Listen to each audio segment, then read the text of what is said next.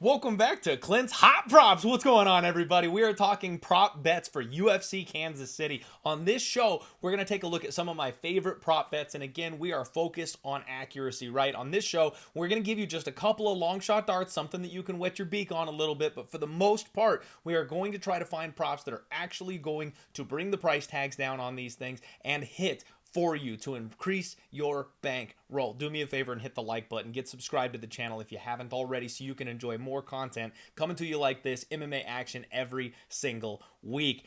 First off, I want to start with Jacqueline Amarim. You guys know there is no love lost between me and Jacqueline Amarim. I do think she is a quitter. I do think she is semi-fraudulent. However, the UFC has put her in a position here to go ahead and win this fight. They want her to win. Vanna is very easy to submit, and there's just a world of difference between these two fighters on the mat. Now, unfortunately, Jacqueline Amarim by sub is minus 175. I think that's hitting you guys. So we're going to start with the bar like really low here. Amarim is like a minus 800 favorite. I wouldn't parlay her. I'd be much more interested in taking her by submission to go ahead and bring that price tag down if you were going to play her. That's not my style, but I do think she's going to submit Vanna on Saturday. The UFC has put this fight together for exactly that purpose, and I do think that's what ends up happening. Now, Vanna, her path to victory in this fight is a knockout, and what I'm seeing is 18-1 on that, you guys. I've talked about how Jacqueline Amarim struggles when the fight gets extended. If she doesn't get that submission early, she gasses out trying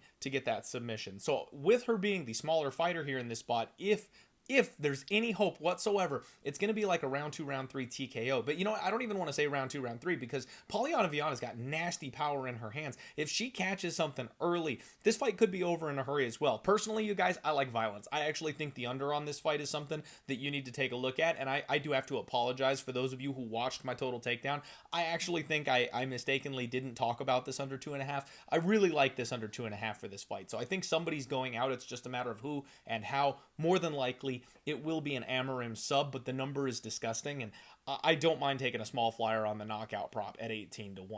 Next up, I want to talk to you guys about Chris Gutierrez by knockout. Now, I know we talked about accuracy, right? We want accurate predictions, not these long shot darts all the dang time, but this is one I feel like you might want to nibble on just a little bit. We've had multiple weight cuts from Gutierrez and John Castaneda, so I've always thought John Castaneda, we've seen him wobble a couple of times. There is opportunity for him to get cracked and knocked out with the multiple weight cuts, pulling out because of being sick, all this kind of stuff.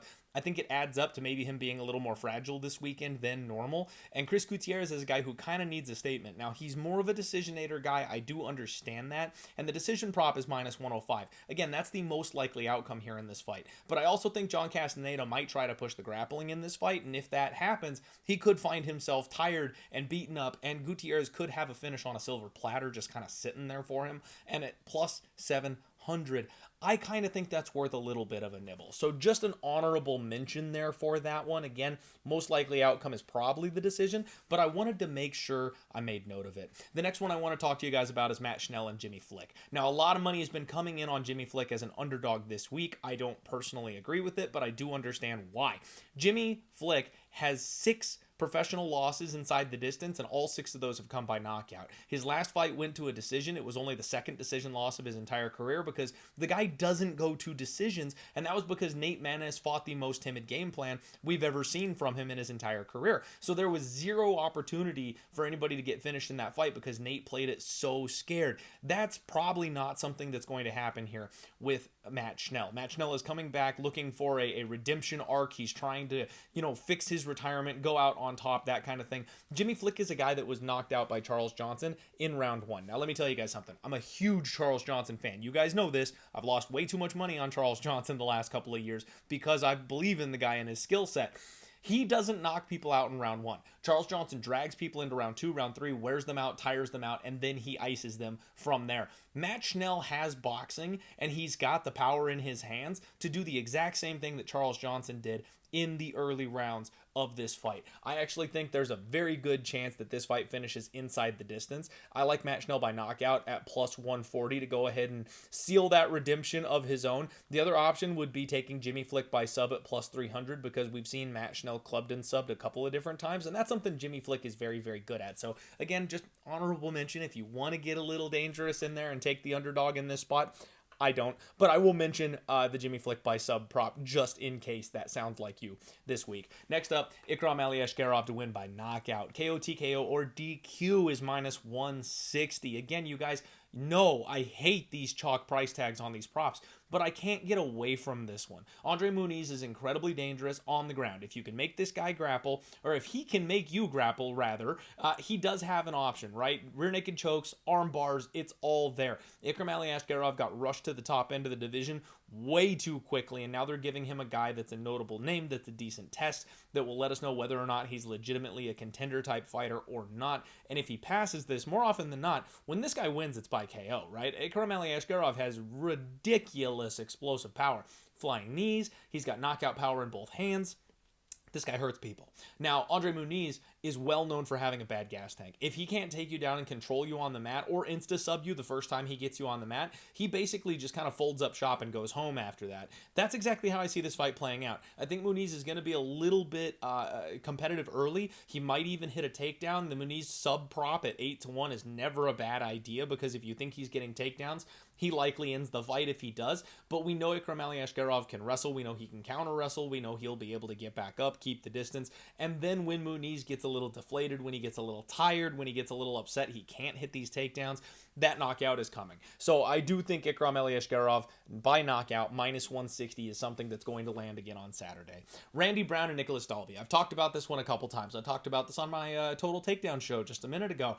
Randy Brown by decision is even money, plus 100. Now, there is some world where he knocks out a guy like Nicholas Dalby because he's a 40-year-old man. That's entirely possible, right? But I've seen Nicholas Dalby fight blood and guts, tooth and nail, and drag his way to a 15-minute decision against very, very tough people in the past. It all comes to how Randy Brown wants to play this, and I will tell you guys, I'm very bad at predicting Randy Brown fights, right? So this might be your sign to play Randy Brown by KO instead, but I actually think Randy Brown is going to do what he does. Mind the distance, mind the range, make this guy fight where you want him to fight, and when he does that, he will win a kickboxing fight and use his footwork and move around the cage, and that's kind of how Randy Brown really likes to win his fights. So unless Nicholas Dalby just isn't able to get the respect from him whatsoever and Randy totally styles on him on Saturday, I think we're going to get a classic Randy Brown 29-28, 30-27 type of decision, and that is even money. Now, I can't just keep giving you guys these chalky even money type of picks, right? Like, you know, I've got to take a couple of moonshots myself. So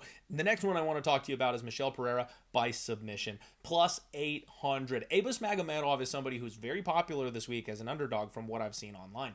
This guy used a grappling heavy game plan in his last fight, and people think because Michel Pereira was taken down by Fluffy Hernandez and got tired in that fight, that Abus is just going to be able to rinse this guy on the mat. I completely disagree. Abus Magamedov is a fake Magamedov. He's not a Russian Magamedov. He doesn't wrestle like the other Russians do. He's more of a kickboxer. He always has been. So it's good to see him rounding out his game. It's a tool he can use. He's got access to it, but it's not his forte. It's not his strength. So when he comes out in this fight and he kickboxes with Michel Pereira, I believe Michel Pereira is going to be faster. I believe he's going to be hitting harder. And so when these guys crash and Abus gets a little bit tired, which he's well known to do, and he does end up level changing, we've seen the guillotine on Michel Pereira. I believe he'll be able to find his way to a guillotine. He might be able to explode and buck and roll his way into a top position, and then you'll have Abus in trouble, getting tired, and underneath a giant man who likes to hit very, very hard. I think we're going to get a club and sub or even a jump guillotine type of situation where the squeeze is just next level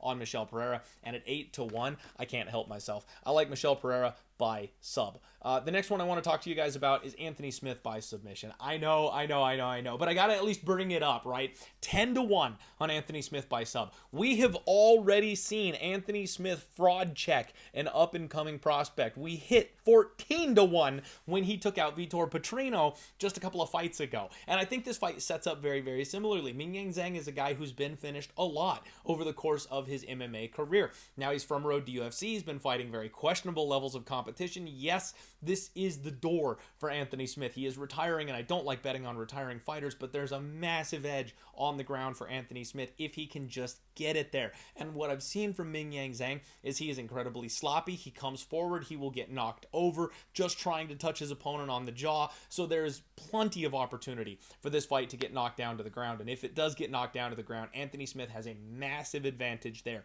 The most likely outcome is Mingyang Zhang by knockout. That's minus 280, you guys. They have already baked it in that he is probably going to win this fight. It's probably going to be early, and it's probably going to be a knockout. I get that. But there's a lot of ways this fight finishes, and with Anthony Smith's skill set being maybe the biggest edge in this entire fight beyond durability, which even durability, I can't even say that because the guy's been finished a ton too.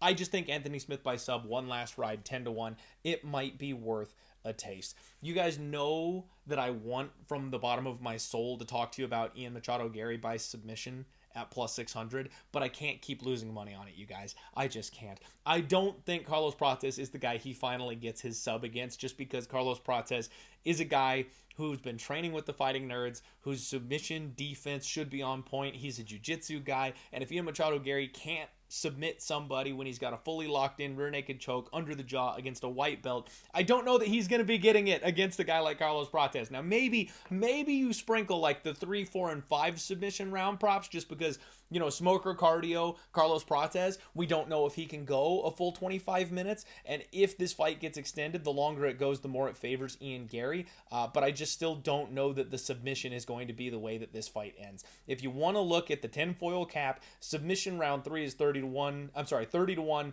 submission round 4 is 35-1, submission round 5 is 45-1. I had to say it, you guys. I don't think I'm going to be playing those myself, but I am tempted, because I swear, if Ian Gary wins by submission this week, and it's the first fight in Ian Gary's career that I haven't bet the sub prop, I will break something. That is Clint's Hot Props. Thank you guys for being here for the show. See you tomorrow for the undefeated post-weigh-in show. Let's roll.